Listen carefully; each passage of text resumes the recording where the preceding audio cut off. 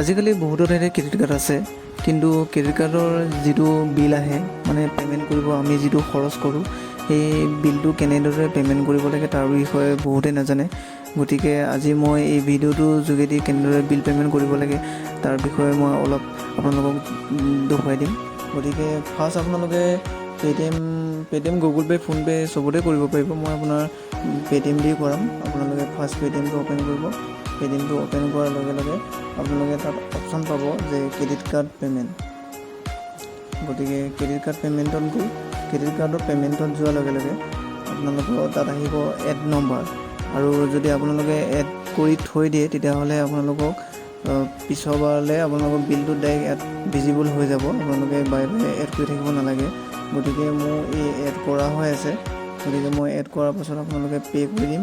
Pay' অপশ্যনটোত click কৰাৰ লগে লগে আপোনালোকৰ ইয়াত আহিব টোটেল ডিউ, মিনিমাম ডিউ, পে'মেণ্ট এনি আদাৰ এমাউণ্ট। মানে আপোনালোকৰ ঠাইত যদি বেছিকৈ পে'মেণ্ট কৰিব বিচাৰে বেছিকৈ পে'মেণ্ট কৰিব পাৰিব, নহ'লে মিনিমাম ডিউটো কৰিব পাৰিব, নহ'লে টোটেল ডিউটো কৰিব লাগিব। বিশেষকৈ আপোনালোকে টোটেল ডিউটো কৰিব, কাৰণ টোটেল ডিউটো কৰিলে আপোনাৰ যোৱা মাহত যিটো খৰচ কৰিছিলে সেই গোটেই বিলটো পে'মেণ্ট কৰা যাব। গতিকে মই টোটেল ডিউটো কৰিম।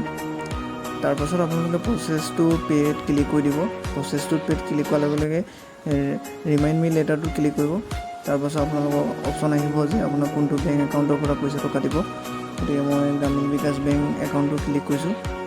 তাৰপিছত আপোনালোকৰ প্ৰচেছ হ'ব, প্ৰচেছিং হ'ব। প্ৰচেছিং হোৱাৰ পাছত আপোনালোকৰ যিটো UPI ID সেই UPI IDটো ক্লিক কৰিব।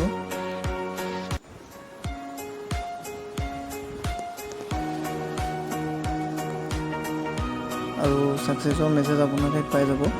আৰু আপোনালোকৰ যিটো পে'মেণ্ট হয় সেই পে'মেণ্টটো আপোনালোকৰ HDFC যিখন কাৰ্ড আছে তাত আপোনালোকৰ ভিজিবল হৈ যাব। মোৰ নেটটো অলপ শ্ল' আছে, তথাপিও মেছেজবিলাক আহি গৈছে। আপোনালোকে দেখিছে মেছেজবিলাকত HDFC বেংকৰ যিটো মই পে'মেণ্ট কৰিলোঁ গোটেইটো ক্লিয়াৰ হৈ গ'ল। এতিয়া মোৰ এভেইলেবল লিমিট আছে 70,971 টকা। সেইটো মোৰ এভেইলেবল লিমিট আছে, মই খৰচ কৰিব পাৰিম।